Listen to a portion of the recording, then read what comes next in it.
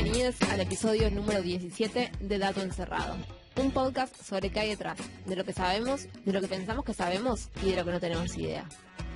Hoy tenemos otro episodio de Dato más Uno. Mi nombre es Carolina Vilén, soy casi licenciada en Ciencias Oceanográficas y tengo una pregunta para hacerles.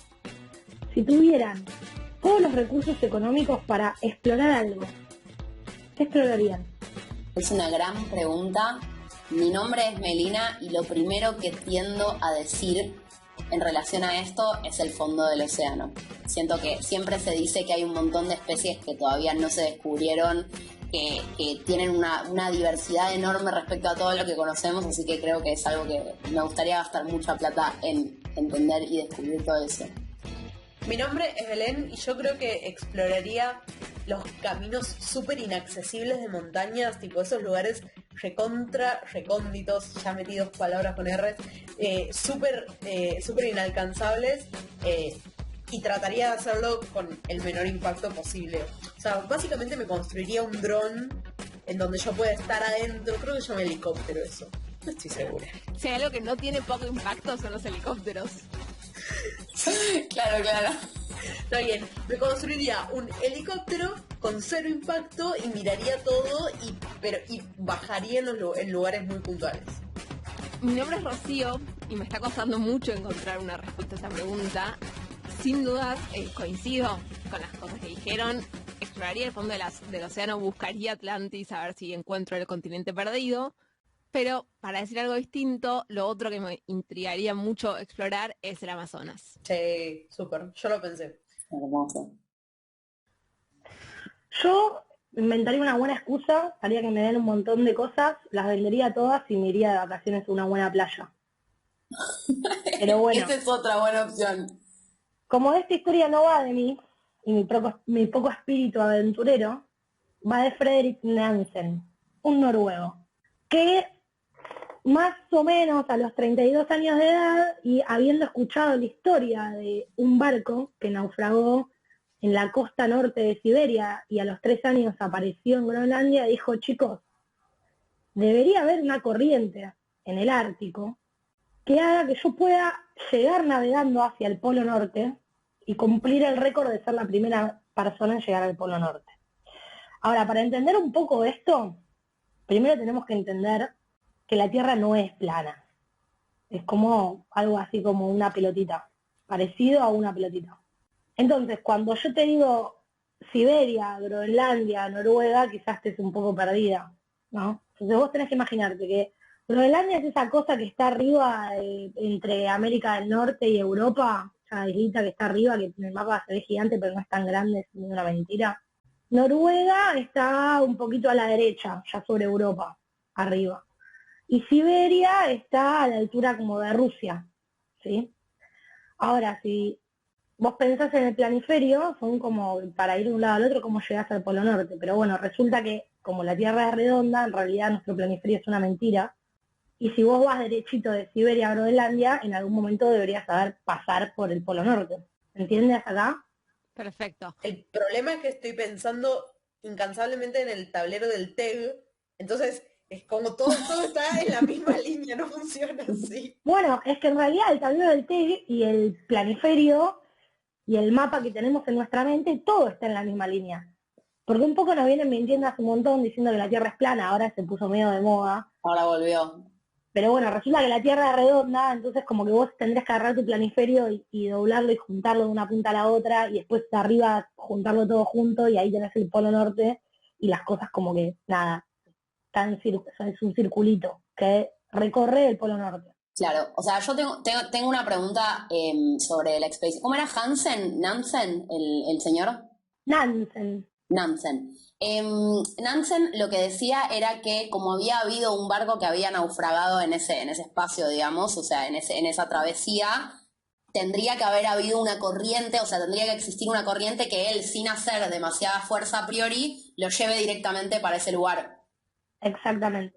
Ok, bien. O sea, él dice, hay un barco que naufragó en Siberia y apareció 3 años más tarde en Groenlandia. Ese barco necesariamente tuvo que haber sido arrastrado por alguna corriente de un punto al otro. en el medio, entre Siberia y Groenlandia, está el Polo Norte. Entonces yo, que tengo 33 años, soy un experto patinador y esquiador, ya estuve haciendo varias expediciones por Groenlandia, voy a llamar al Estado noruego, a la Royal Society, alguna de todas esas de Londres, voy a pedir plata por todos lados, me van a dar un montón de plata, voy a hacer un barco que tenga la capacidad de quedarse atrapado en el hielo sin romperse, que era lo que le pasaba a los barcos que por eso naufragaban, y voy a navegar al Polo Norte. Fácil, muy fácil. Yo tengo una pregunta fundamental para hacerte. ¿De qué año estamos hablando? Estamos hablando del año 1881. Claro, hace un montón. Año Capicúa encima, obvio que le iba a salir bien esto. Claro, por supuesto. Bueno, finalmente logra que le den un montón de plata y se hace un barco especializado, curvilíneo, con una madera muy fuerte que va a poder estar atrapado en el hielo.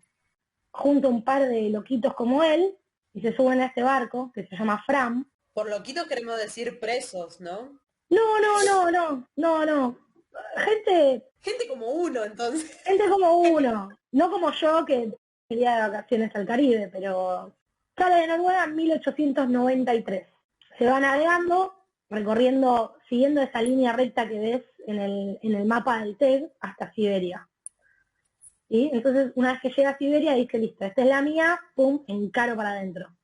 Empieza a navegar, finalmente, eventualmente se queda atrapado en uno de los casquetes de hielo, llega el invierno, y nada, dicen, bueno, yo acá atrapado en el hielo, un par de años, llego al polo. Tengo una pregunta más para hacer. ¿Cuánta comida tenía? No, de cazafocas, no pasa nada. Si nadie había llegado al Polo Norte todavía, ¿cómo sabían qué era el Polo Norte o qué esperar del Polo Norte? Porque no había Google Earth. No, pero en 1881 ya estábamos todos convencidos, es la época intermedia donde todavía pensábamos que la Tierra era redonda, no habían llegado al mundo de terraplanistas. Ok, pero no sabían si había mucho hielo, si había continentes, como... Pero sabían que tenía que estar muy, muy frío o no. Era un lugar bastante navegado, digamos, los contornos de lo que es el Ártico, era un lugar bastante navegado. Vos imaginate que Noruega, Siberia, hay varias islas por ahí que estaban habitadas, y siempre se intentó, digamos, llegar. Yo creo que en el fondo querían ver si había una ruta directa desde este punto a este otro punto. Okay. Y en el medio hay un montón de hielo. O sea, se sabía que la Tierra era redonda, que tenía 2 puntitas y que esas 2 puntitas tenían mucho hielo. También particularmente ya era bastante observado que en el Ártico, a diferencia de la Antártida está todo el hielo y la nieve que se ven en la Antártida está acumulada sobre un continente, digamos. El Ártico en realidad no está sobre un continente, son simplemente casquetes de hielo. Entonces en verano eso se descongela bastante y vos podés de alguna manera navegar un poco por ahí. ¿Sí? No llegar al polo, como spoiler alert, vamos a aprender más tarde, pero son casquetes de hielos que se van desarmando. Y podrías, en teoría, a priori, pensar que podrías atravesarlo navegando. Eso más o menos ya lo tenían ahí, que sabíamos. Claro. Yo tengo otra pregunta. Recién, antes de la pregunta de Ro, vos hablaste de que quedaron encastrados en un coso de hielo. O sea, ¿querían viajar en un coso de hielo agarrados o entendí cualquier verdura? Sí, ellos sabían que la travesía les iba a llevar mucho tiempo. Y sabemos que en verano pasa esto, que un poco los hielos se achican y vos más o menos podés navegar. Pero también sabían que llegaba el invierno, menos 40 grados, todo congelado, y que la gracia estaba en quedarse atrapado en el hielo y no morir. ¡Qué voluntad! Claro, me parece un montón. Planazo, ¿eh? Ellos pensaban que el mismo hielo se movía y los iba a llevar a algún lado. Efectivamente, el mismo hielo, comprobaron, llegaron más o menos a los 70 grados. Para que se den una idea, el polo está a los 90 grados, ¿no? El objetivo es llegar a los 90 grados. Finalmente, bueno, quedaron encastrados, empezaron como a moverse con esos casquetes de hielo hasta que llegaron a un pico máximo de 84 grados norte. Y ahí empezaron a ver que se estaban de nuevo alejando de lo que sería el Polo Norte. Empezaron a bajar en los grados, empezaron a ir de nuevo hacia el sur y dijeron, che, muchachos, esto está fallando. Claro. Y ahí agarraron todos los remos y empezaron a darle duro contra corriente, tipo, vamos, vamos, vamos. Contracorriente, no. Ya para esta instancia ellos ya habían estado 1 año y medio, más o menos, y Nansen dijo, bueno, ok, listo. Entonces lo llamó a un amigo que estaba en el barco, que era un tal Johansen, agarraron 27 perros, construyeron kayak y trineos, le pusieron un montón de comida, le dijeron al resto del barco, escúchenme, sigan quedándose en el barco, sigan siendo derivados por este hielo, que eventualmente van a terminar en un archipiélago que se llama Tierra de Francisco José.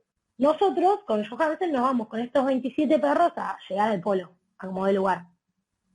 Entonces, el tipo profesional esquiador encaró. ¿Johansen fue por voluntad propia? Acá ninguno era presidiario obligado por ningún sistema a reducir su condena. De hecho, no se murió nadie. Y eso es un logro increíble para la época y para la travesía que hicieron. Sí, evidentemente no eran ningunos improvisados y me sorprende, o sea, creo que hasta ahora lo que más rescato de esta historia es la confianza que se tenían. O sea, nos encontramos en este archipiélago no sé en cuánto tiempo, yo me voy con los perros, vos tranca, nos vemos, o sea, nos vamos a encontrar. ¡Vos tranca! Eso igual pasaba mucho en las expediciones o sea, de esas épocas, porque no tenían nuestra manija de que te mando un mensajito diciéndote, estoy llegando, bajá, ahora estoy. Y era así, era como, bueno, en algún momento nos vamos a encontrar en esta ciudad. Punto. Tipo, nos vemos allá. Claro, pero con todo lo que podía pasar. Yo creo que también estaban muy acostumbrados a morirse todos haciendo estas cosas. Es como, bueno, si sale bien, quizá nos encontremos. Ya fue. Claro.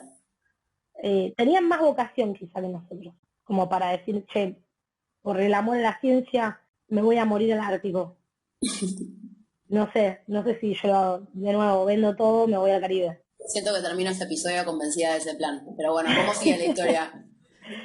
La historia sigue así. Entonces el tipo se va con 27 perros y con Johansen, que fue por voluntad propia a todo esto, y arrancan a subir. Él decía, listo, con esto nosotros vamos a ir más o menos, vamos a poder hacer 13 kilómetros por día en un par de días, estamos en el polo. Ya, imagínense que se bajaron a los 84 grados, tenían que llegar a los 90, iban a llegar en un par de días. Bueno, finalmente marcaron la latitud más al norte, que es los 86 grados 13, y pegaron la vuelta. Cumplieron el récord de ser las personas que llegaron más cerca del polo hasta ese momento. Lo que no previeron es los fuertes vientos que hay en esos lugares y que básicamente el mismo viento arrastra el hielo y por más que ellos caminen y caminen y caminen, el hielo se mueve para abajo. Qué desesperante. Desesperante. Para abajo en la latitud. Al sur. Claro. Se mueve para el sur. Sí. Finalmente, a los 86 grados dijeron, bueno, listo, ya batimos el récord, peguemos la vuelta. ¿Y cómo sabían en qué latitud estaban? O sea, estos estrellas y mapas. Tenían unas especies de relojes que ni idea cómo funcionaban. Cuestionable si realmente llegaron a las 86 con las mediciones en esos momentos, pero creemos que sí. Okay. Después de todo, eran navegantes y tenían mucha más data que nosotras. No, eso seguro, pero yo tengo GPS, qué sé yo. Abro Google Maps y me dicen en qué latitud estoy. Claro, no sé porque no, como buena millennial, no sé qué había antes del GPS. Perfecto. No, ni idea, pero algo tenían. Tenían una especie de relojes que de hecho en un momento, o sea, encargaron a volver y ellos tenían estos relojes más estrellas, más cosas que se guiaban y además tenían un mapita cartográfico de estos archipiélagos a los que tenían que llegar. Entonces los tipos llegaron a los 86 grados norte y encararon la vuelta. Dijeron, no, listo, hasta acá llegamos, hay un montón de viento, no podemos hacer más nada. Dicen, tenemos que llegar a este archipiélago. El tema es que tenían unos relojes que se rompieron por el frío y tenían un mapa del archipiélago que era completamente equivocado de lo que realmente era ese lugar. Pero bueno, le dieron para el sur y eventualmente el 23 de julio de 1895 avistaron tierra. Solo que no tenían ni idea dónde estaban, pero ni idea. Y obviamente el barco tampoco estaba ahí. El barco ni idea tampoco, el barco hizo eso con otra, se fue eso, volvió a Noruega, el barco dijo, listo, se bajó este desquiciado, me vuelvo a mi casa. Claro. Nada, llegaron, empezó el verano es medio complicado ahí también, porque mucho deshielo, el clima muy volátil, terminaron decidiendo armar un refugio en el cual vivieron un año entero, hasta el 17 de junio de 1896. En mi versión de los hechos, estas dos personas eran pareja. Ah, gracias. Estaba a punto de hacer el mismo comentario, o sea. O sea, ¿por cuántas personas en el mundo te subís un kayak con 27 perros y enfilás para el norte? Muy a enamorado menos estabas. 40 grados de temperatura, además, o sea. No. Y después haces, o sea, te quedás en un archipiélago, digo, no se cansan, ¿entendés? Como que tienen ganas de estar juntos perdidos en una isla. Es secreto en la montaña, chicas, pero secreto en el Ártico. Bien. Bueno, finalmente hacen un refugio, se quedan ahí esperando a ver qué onda, hasta que el 17 de junio de 1896 ven un humano. Este humano se llamaba Frederick Jackson y era un loco igual que ellos que dijo, voy a ver qué onda, voy a explorar este archipiélago que está acá, y tenía su propio refugio, y a la semana llegaba un barco que le iba a llevar alimentos a él, así que finalmente fueron rescatados del medio de la nada y volvieron a Noruega, donde se encontraron en la tripulación del Fram. Qué ojete, ¿eh? Un ojete tremendo. O sea, hay que perderse en una isla en el Ártico y que, oh casualidad, esté alguien ahí, con alimentos. Bueno, también esperaron un año sin morirse. No, en el medio, cuando yo dije que no se murió nadie, me refería a que no se murió ningún humano, porque de los 27 perros volvieron 7. Claro. Y claro. Sí. Se los comieron. Había que buscar proteínas de algún lado. Bueno, pero ¿qué pasó con el Fram, no? Porque también ¿qué onda el barco? ¿Qué pasó? Bueno, el barco siguió navegando con ese casquete de hielo, siguió atrapado. De hecho, llegaron a los 85 grados y medio, solo 35 kilómetros más al sur de lo que llegó Nansen. O sea que si Nansen hubiese esperado un poco más, no le hubiera ganado la ansiedad. Se hubiese bajado mucho más arriba y probablemente hubiese llegado más lejos. Pero bueno, no fue el caso. Y un año después de estar ahí atrapado en el hielo, logró salir del hielo y se volvió a Noruega. Dijo, ni nos vimos, se fue a Noruega. Y se fue al Caribe, no quiso volver nunca más al hielo. Sí, dijeron, otro invierno más acá no pasamos.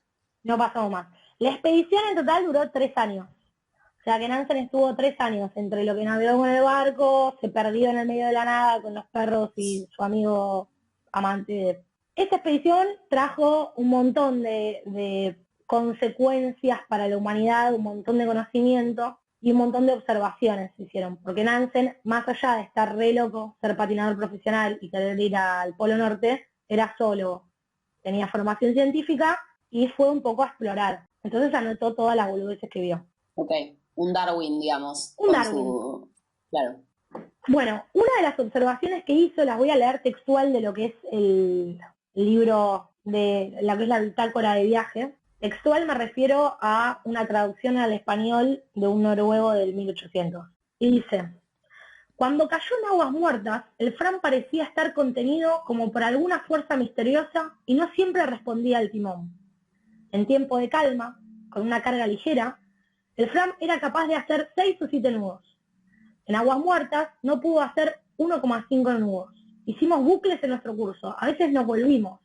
Intentamos toda clase de travesuras para liberarnos, pero con muy poco beneficio. Es decir, el barco de repente venía navegando lo más bien y se frenaba. Sin ningún motivo aparente, el tipo iba mucho más lento. De hecho, este fenómeno es algo que venía siendo observado hace mucho tiempo, y por ejemplo, es muy común en la mitología nórdica, la escandinava y finlandesa, que es todas esas áreas bien arriba, bien frías, bien llenas del Ártico. Los monstruos son cosas que te agarran y te tienen y te llevan al barco, como el Kraken, que era este pulpo que te agarraba el barco y te lo hundía. O había uno que es una serpiente gigante que es el hijo de Loki o algo así. Está buenísimo. Un poco me hace acordar al episodio de Parálisis de Sueño, en el que se le buscaban interpretaciones a fenómenos naturales que por ahí estaban asociados, no sé, a la cultura a la que se hablaba, ¿no? De la cultura donde estaban metidos, no sé, contábamos, por ejemplo, que unas alucinaciones que la gente tiene cuando tiene parálisis de sueño, dependiendo de qué cultura está, se le interpreta como el diablo, el cuco, el hombre de la bolsa o lo que sea. Y bueno, y capaz las corrientes, que supongo que es de lo que nos vas a estar hablando ahora, también en ese momento se interpretaba capaz como un monstruo que te agarraba desde abajo, te tiraba para un lado, te tiraba para el otro. Exactamente, para mí es la explicación científica a este fenómeno que Nansen le puso el nombre de aguas muertas y que seguimos llamando aguas muertas. Yo creo que es el origen de todos estos monstruos mitológicos. Ahora, quizás sea como Hermione y tenga mente cerrada y exista un kraken ahí que te agarra el barco. Para mí Todavía no lo encontraron. la respuesta es la que te voy a contar ahora. Resulta que estamos en el Ártico. En el verano, estas grandes masas de hielo se descongelan y liberan agua dulce. El océano es salado. Entonces vamos a introducir un término que se llama densidad. Por ejemplo, en invierno, ahora, tenemos la estufa prendida. ¿Vieron que tipo metés la mano para arriba y el aire está más caliente? Y abajo te seguís cagando de frío. ¿Qué es lo que pasa? El aire que es más caliente sube porque es menos denso. Y el aire frío se queda abajo porque es más denso, es más pesado. En el mar la densidad depende de 3 factores. La cantidad de sal que tiene, y a tener más sal, lo hace más pesado, la temperatura que tiene, más frío, más pesado, y la presión, que no nos interesa. ¿Qué es lo que pasa? La temperatura es la misma, estamos todos cagados de frío, estamos en el Ártico, no importa mucho. Pero ¿qué es lo que pasa en este lugar? Cuando el hielo se derrite, el hielo es de agua pura, no tiene sal.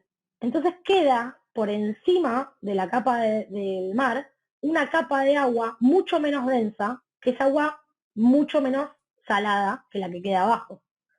No puedo creer que nunca en mi vida me pregunté esto. Tipo, lo estás contando y es obvio, pero nunca en la vida se me hubiese ocurrido pensarlo si no me lo decías en este momento. Me está explotando un poco el cerebro.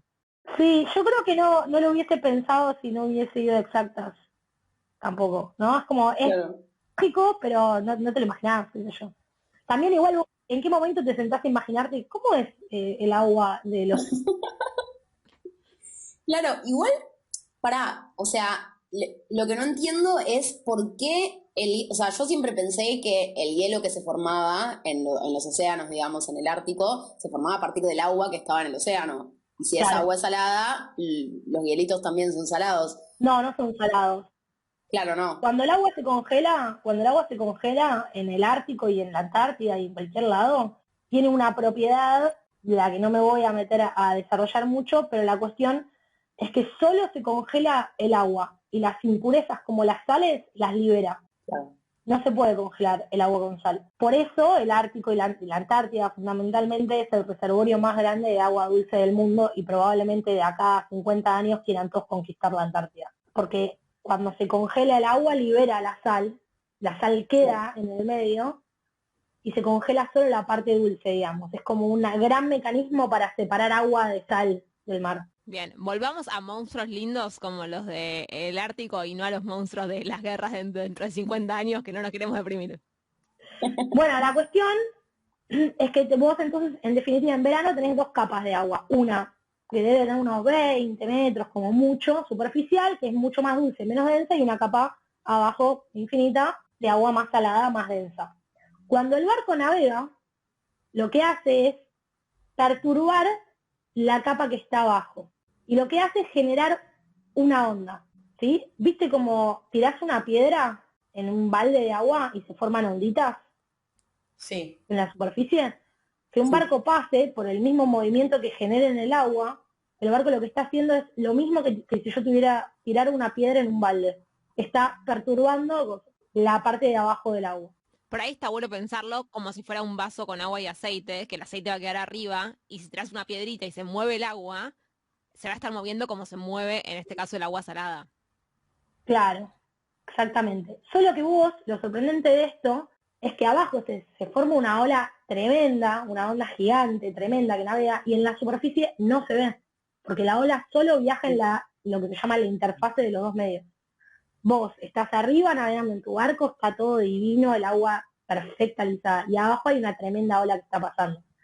A fines prácticos, lo que pasa es que vos venís remando en agua, y de repente cuando viene esta onda y agarra el barco, esta onda de agua mucho más salada, pasás a querer remar en dulce de leche.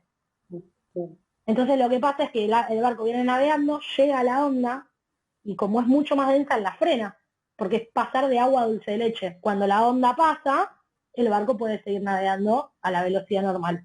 Y por eso no la veían, porque la capa de arriba estaba intacta. La capa de arriba está intacta. Es una onda, se llaman ondas internas, y navegan, o sea, son ondas, son como si, ¿te imaginas la ola que viene? Pero no la ves porque estaba dentro. Reivindicamos que crean que es un monstruo. Digamos. Bancamos, Tiene todo el entendemos. sentido del mundo. Sí, sí, es lo más recomendable y además te ahorras toda la matemática que debe ser tratar de entender cómo funcionan estas olas chocando contra el barco en la parte intermedia, que por qué que no se vea río, o sea, me está como atormentando solo pensarlo. La parte matemática es horrible. Es llanamente horrible. Pero después de ver un par de ondas, que hay ondas mucho más flasheras, incomprensibles en el mundo, te das cuenta que dentro de todo te la puedes imaginar esta, por lo menos. Hay cosas que ocurren en el océano que son, para mí, son fenómenos que no lo puedes visualizar porque no puedes encontrar una analogía. Acá tipo, es muy fácil, es como ver una olita Claro. nada más que estaba adentro. Fin. Y Claro, claro. un poco pasa con las cosas del universo, ¿no? O sea, las que están fuera de la Tierra, cuando está bien, los agujeros negros, zaraza, Un agujero pero negro, es un agujero negro, está bien, te podés decir, es algo que absorbe toda la luz, pero vos realmente te podés imaginar qué es un agujero negro. No, No, ni no, idea, no. no. Supongo que debe haber algún físico que la ve. No sería mi caso. Bueno, entonces, esa es una de las grandes observaciones que hizo Nansen y que hoy por hoy las podemos explicar de una manera un poco más robusta, que tiene que ver con que hay una olita ahí abajo que está agarrando el barco. Yo creo que es una onda interna y no un kraken, pero bueno, cada uno puede hacer su libre interpretación. Otra gran observación que hizo Nansen es que el tipo veía que el viento iba para un lado, pero los casquetes de hielo no se movían en la misma dirección que el viento, sino que se movían entre 20 y 40 grados a la derecha del viento. Vos te imaginás, o sea, yo soy el viento que estoy empujando algo, ¿no? Estoy empujando. Lo que estoy empujando tiene que ir en la misma dirección de lo que yo lo estoy empujando. No pasaba. Siempre iba entre 20 y 40, 45 grados a la derecha de la dirección del viento. Nansen no pudo llegar a una conclusión de qué es lo que estaba pasando, de por qué los hielos se movían de esa manera, pero bueno, como afortunadamente logró volver a Noruega después de comerse un par de perros y quedarse atrapado en el Ártico, se encontró con un sueco, con un hombre que se pronuncia Viernes, creo. ¿Viernes? Viernes, se pronuncia Viernes, pero si lo querés googlear es como B larga, J, R, Ok, ok. Viernes. Juan Viernes. Juan Viernes, que le comenta todas estas cosas que había observado, y Viernes vuelve a Suecia y básicamente dice, che, mirá qué loco esto de que el hielo se mueve a 40 grados a la derecha de la dirección del viento. Esto algo tiene que estar pasando. Entonces lo agarra a un joven estudiante, le hace un becario precarizado, su estudiante de becario precarizado, como todas nosotras en este momento. como en todos los episodios de este podcast. Personajes estables de este podcast, mencionados muy frecuentemente. Muy frecuentemente, que se llamaba Ekman, y le dice, che, escúchame, ¿sabés que este tipo se da cuenta que el hielo se mueve 40 grados a la derecha? Hay que ver qué onda. Entonces Ekman dice, bueno, ¿cómo resuelvo esto? ¿Qué es lo que puede estar pasando? Yo tengo una pregunta. Esto de que siempre se iba a 40 grados hacia la derecha, ¿era hacia la derecha siempre? Hacia la derecha, siempre. Era literalmente, o sea, viene el viento desde el sur, te vas siempre 40 grados para la derecha. Viene el viento desde el norte, te vas 40, o sea, independientemente de la dirección de donde viniera el viento. 40 grados a la derecha. Siempre, Claro. siempre los hielos se desviaban a la derecha. A la derecha del viento. A la Claro. derecha del viento. Claro, o sea, si el viento es tu referencia, te vas para 40 para la derecha. Para la derecha. Está bien. Siempre para la derecha de la dirección del viento. Es muy flashero, digamos. Claro. No, claramente había algo Hay ahí. algo tiene que estar pasando, de que siempre se desvía a la derecha. Además, vos no viste un hielo, dos hielos. Imagínate, 3 años en el Ártico, se habrás visto hielo. Claro. Se mueve siempre y lo medía, 40 grados a la derecha, 40. En realidad siempre oscilaba, no era estrictamente siempre 40, pero más o menos estaba en ese orden. Sí.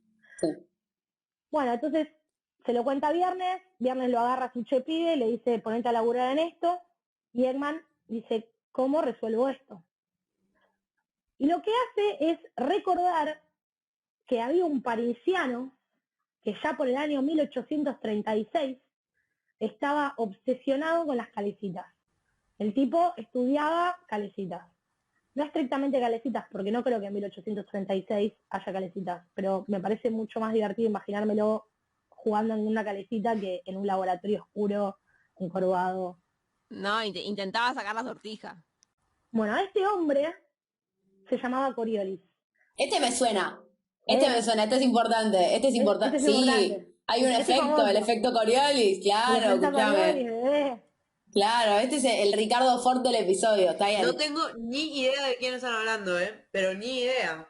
Aparece, es tan famoso que aparece en Los Simpsons. Ya te vas a enterar. En el próximo episodio. No, mentira. En este.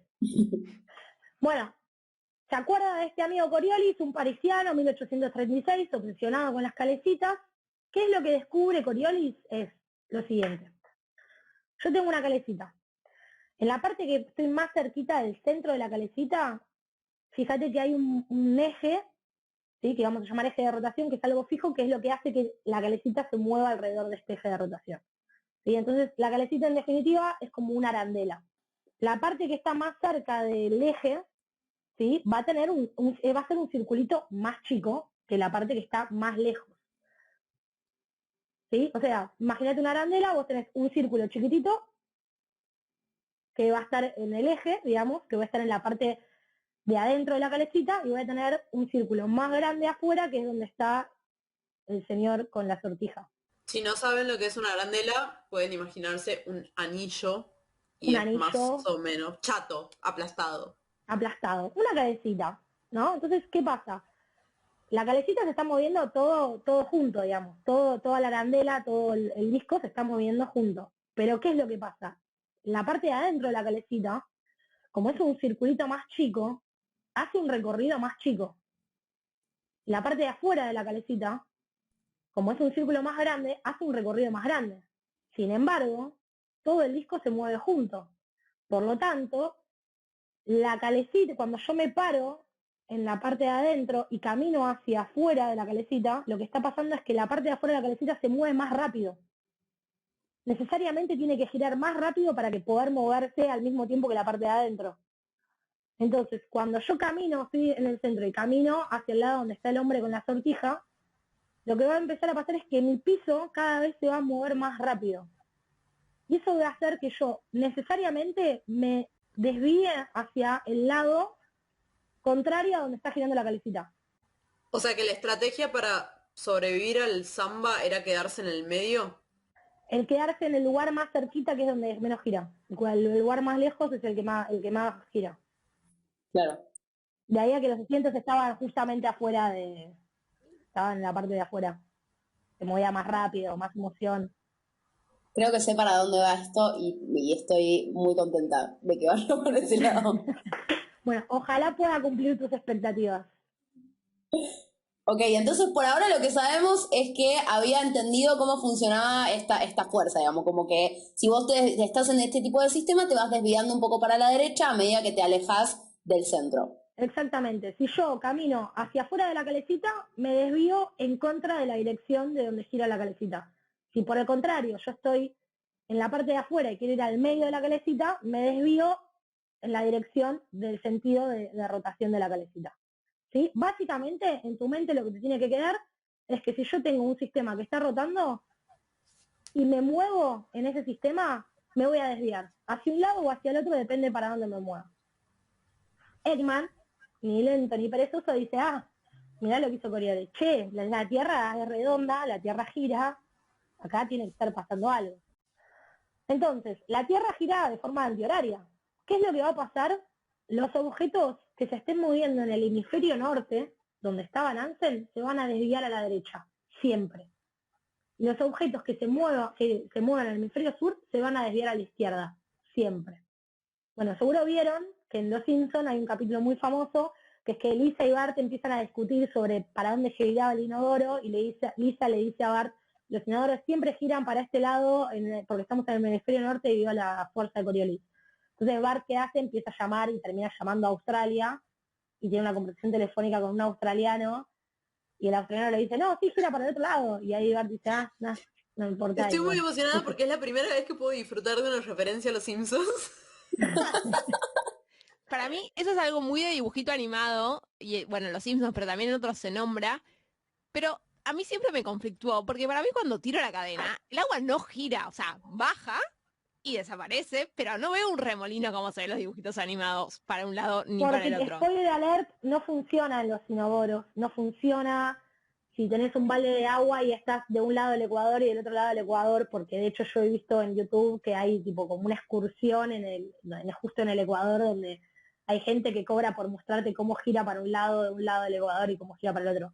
Spoiler alert, para que el efecto de Coriolis realmente tenga una influencia sobre las cosas que se están moviendo, tienen que ser escalas espaciales y temporales grandes. ¿Qué quiere decir?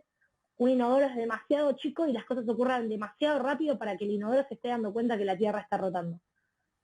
Si el inodoro se pudiera dar cuenta que la Tierra está rotando, nosotros nos deberíamos dar cuenta que la Tierra está rotando y no pasa. Vos no sos consciente de que la Tierra rota todo el tiempo, no vas caminando por la calle y te estás desviando. Vale. Pero sí existe, funciona y de hecho es un efecto que domina casi todo en lo que es el sistema océano-atmósfera y tiene unas consecuencias a nivel climáticas importantísimas, porque de alguna manera es una fuerza que contribuye a la distribución de lo que es el calor en el planeta. Pero bueno, volviendo a Ekman, dice, hey muchachos, listo, ya lo tengo solucionado, las cosas se desvían a la derecha en el hemisferio norte y a la izquierda en el hemisferio sur. Entonces Ekman ahí se pone muchísimo más fino, arranca con la batería matemática y descubre que no solo es que las cosas se desvían a la derecha en el hemisferio norte y a la izquierda en el hemisferio sur, sino que lo hacen con una estructura vertical muy particular. ¿Y qué quiero decir con estructura vertical? Que no solo ocurre en la superficie, sino que a medida que vos te vas metiendo cada vez más abajo del agua, las cosas se van a ir girando como con forma de espiral. ¿Qué quiere decir? Que si en la superficie yo me desvié 40 grados, cuando baje unas determinadas cantidades de metros voy a desviarme 45, cuando baje otros metros me voy a desviar 50 y así sucesivamente hasta hacer una espiral completa. ¿Por la densidad del agua? Por el mismo efecto de Coriolis Ah, y por la fricción. Acá juega otro papel importante que es la fricción. ¿Viste cuando vos tenés una resma de papel en tu casa y la golpeás, la parte de arriba, como que la resma, como que la sí, de arriba empuja a la de abajo y así sucesivamente, la van empujando. sí. Pero a su vez, el empuje va siendo cada vez menor, entonces como que las hojas que quedan abajo de la resma ni se enteraron que movían las de arriba. Claro. Bueno, lo mismo pasa acá, o sea, esto es un efecto, una combinación de efectos entre Coriolis, el efecto de Coriolis que desvía las cosas, y la fricción que hace que haga que lo de abajo se vaya moviendo cada vez en menor medida. Entonces las cosas se mueven con una espiral. Y esto, que se llama transporte de Ekman o espiral de Ekman, Bueno, por lo menos tuvo reconocimiento. Yo tenía miedo que pobre Edman se quedara sin ningún crédito en toda esta historia. Opa acá, opa. no, sí, porque no fue ningún boludo y postuló el paper en su nombre. Ah, la rompió toda. Así que ojo con dejar que otro sea el primer autor de sus descubrimientos. Primero hace un modelo matemático de las corrientes oceánicas igual y después pensás en los nombres del Esto, paper. el paper que publica contando lo que es la espiral de Ekman y el transporte de Ekman salió en 1905 y recién tenemos que esperar a 1947, 48 para decir, sabemos qué onda con las corrientes. O sea, hace recién 70 años que sabemos por qué las corrientes son como son. La base de entender cómo funcionan estas corrientes tiene que ver con Ekman, pero falta otras cosas que pasaron después. En definitiva, Ekman y el transporte de Eggman y lo que él descubre tienen consecuencias bastante importantes. Porque imagínate que vos estás en Mar del Plata y tenés 5 días de viento norte. Estás en Mar del Plata, verano, viento norte, divino, calor, viento norte y viento caliente, el agua divina. Estoy ahí. Te metes, bla, bla, bla, estás ahí, joya, los mejores 5 días de verano de tu vida. ¿Qué es lo que está pasando con el agua? Estamos en el hemisferio sur, viento norte empuja el agua hacia el sur. Eventualmente, por Coriolis, el agua se va a empezar a desviar para adentro. ¿Por qué? Porque se desvía a la izquierda. O sea que después de los mejores 5 días de vacaciones hay un tsunami. No llega a haber un tsunami. Hay otro fenómeno que se llama upwelling, o surgencia de agua. ¿Qué pasa? Yo inclino un balde de agua. El agua no se va a quedar inclinada como el balde, se va a acomodar. ¿Sí? El agua siempre se quiere acomodar, el agua quiere estar siempre en la misma posición. Entonces, si yo tengo viento norte, me está empujando el agua para el sur, Coriolis me la está empujando para la izquierda, ¿qué quiere decir? Que se me está yendo el agua de la costa. Claro. Pero al agua le gusta estar en una posición de equilibrio cómoda, no es que se me va a ir todo el agua para adentro. Lo que eventualmente va a terminar pasando es que el agua de la superficie que se va a ver arrastrada mar adentro va a tener que ser compensada por algún tipo de agua. ¿Qué es el agua que va a aparecer? Agua profunda. El agua de la superficie se monta sobre agua profunda, entonces el agua profunda surge, se sube para arriba para compensar. Te metiste al agua y bajó 6 grados la temperatura del agua. ¿Y eso pasa en términos de qué? ¿De días? O sea, ¿qué tan rápido funciona? 4 o 5 días de viento norte y pasa. Y funciona Claro. y lo notas. Y lo ves y de hecho salen las noticias. Qué lindo poder entenderlo igual. El agua de Mar del Plata de repente está helada. Pongo Mar del Plata como ejemplo. Debido a cómo están los vientos en varios lados y cómo están las costas, las posiciones de las costas, el fenómeno de surgencia es bastante común y esta agua que viene del fondo del mar, además de venir congelada, viene con muchísimos nutrientes. Entonces eso genera y potencia el desarrollo de la vida de los pececitos, que después vamos y los cazamos todos y nos los comemos todos. Por lo tanto, este fenómeno es muy importante porque es el responsable de, te diría, el 80% de la vida pesquera, de la pesquería en el mundo. No solo tenés el fenómeno de surgencia, sino que tenés el fenómeno también de divergencia, porque así como si yo tengo viento norte, Mar del Plata, que me empuja el agua para adentro de la costa y me viene el agua para arriba, también puedo yo tener viento sur, muchos días de viento sur, que hace que se apile tanto el agua en la costa que quiere hundirse. Entonces eso lo que está haciendo es hundir agua con ciertas propiedades y lo que genera es un poco de mezcla en el océano.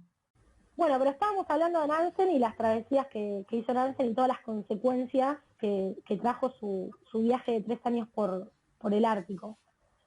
Y para mí, la contribución más grande que hizo a la comunidad Nansen fue los nudes que se sacó en el medio del Ártico para mandarle a su esposa cuando vuelva. Yo los invito a todos a googlear las grandes fotos artísticas de Nansen completamente desnudo en el Fram, que creo que, no sé, creo que los únicos nudes que existen en el arte, sacados en el Ártico, en la humanidad. Ese premio lo tiene seguro. Googleen, por favor, Nansen desnudo y... Oyentes, ustedes también, por favor, googleen. Pero esto solo reafirma que ¿Johansen se llamaba? Nansen. No, No, el otro. que Johansen era su amante y se la sacaba a él. O sea, nudes no había selfie en el siglo XIX. O sea, te la sacaba otra persona. Claramente otra persona le sacaba la foto, tenderíamos a pensar que fue su compañero de travesías en trineo. Y bueno, resultó ser que, yo me pregunté por qué, o sea, está bien, se sacó nudes, se las mandó a su esposa, pero ¿cómo están en internet, no? ¿Cómo están colgadas en internet? Digamos, o sea, ¿cómo sobrevivieron a la historia? Y el chabón no fue tan importante, ¿no? Hasta acá en la historia. O sea, sí hizo algo bastante loco.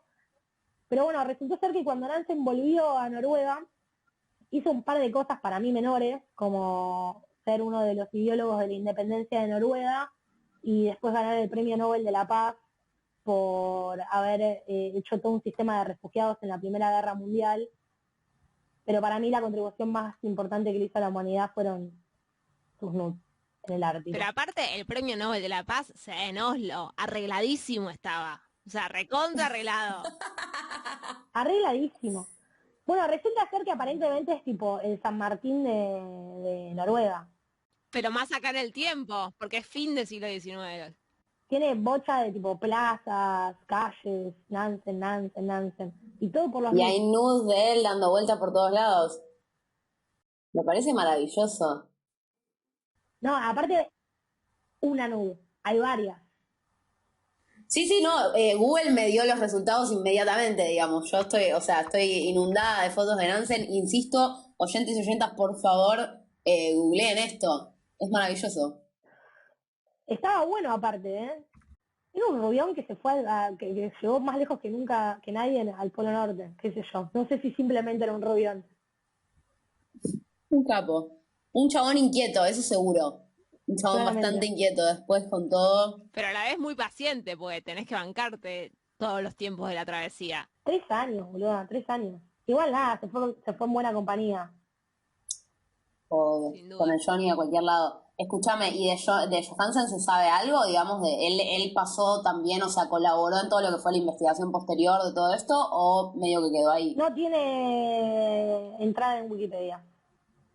No, qué fanáticos de los primeros que somos. Y el segundo en la historia nunca tiene su lugar.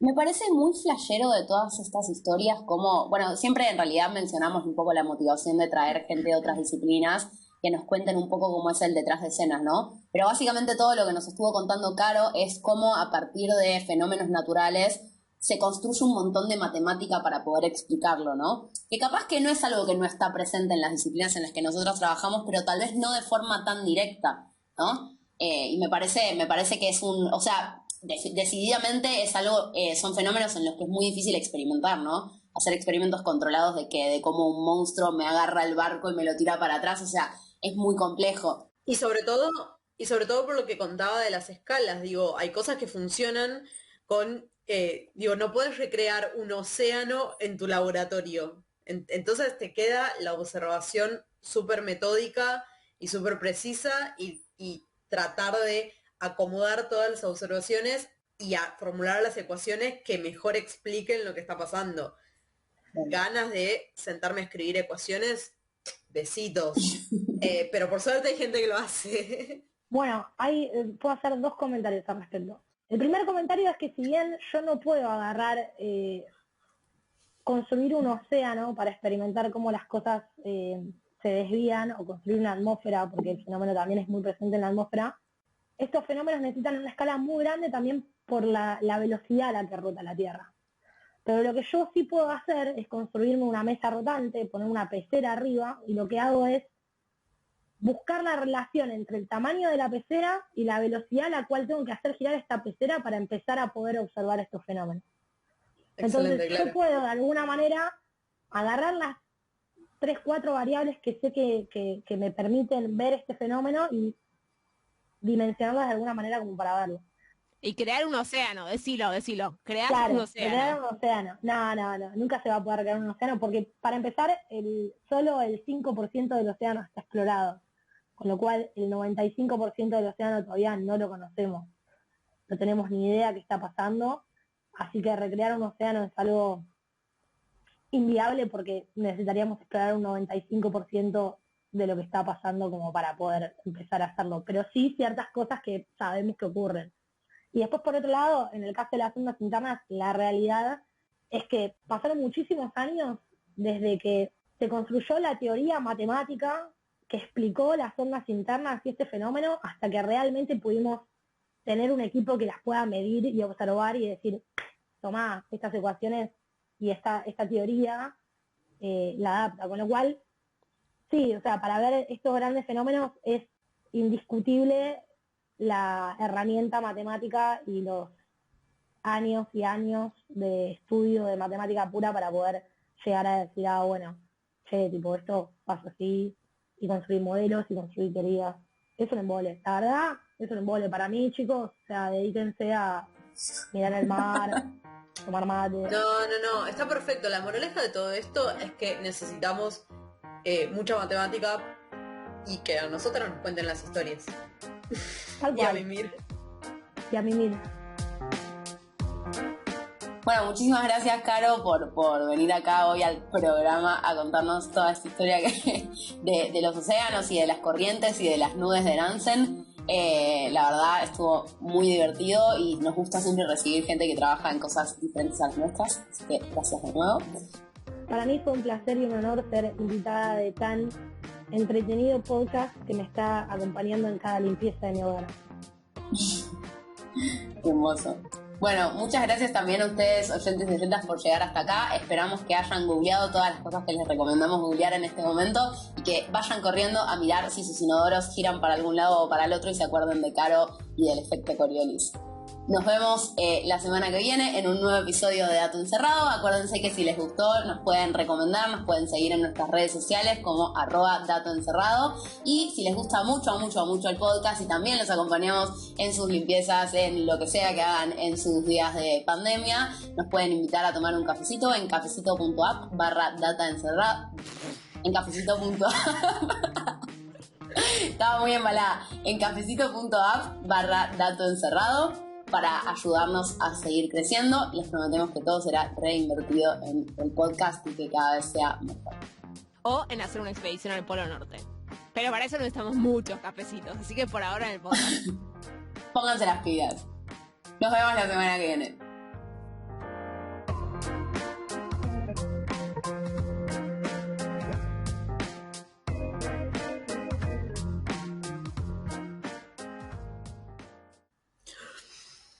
Me acabo de dar cuenta dónde estamos yendo. ¡Belén, dale! ¡Belén!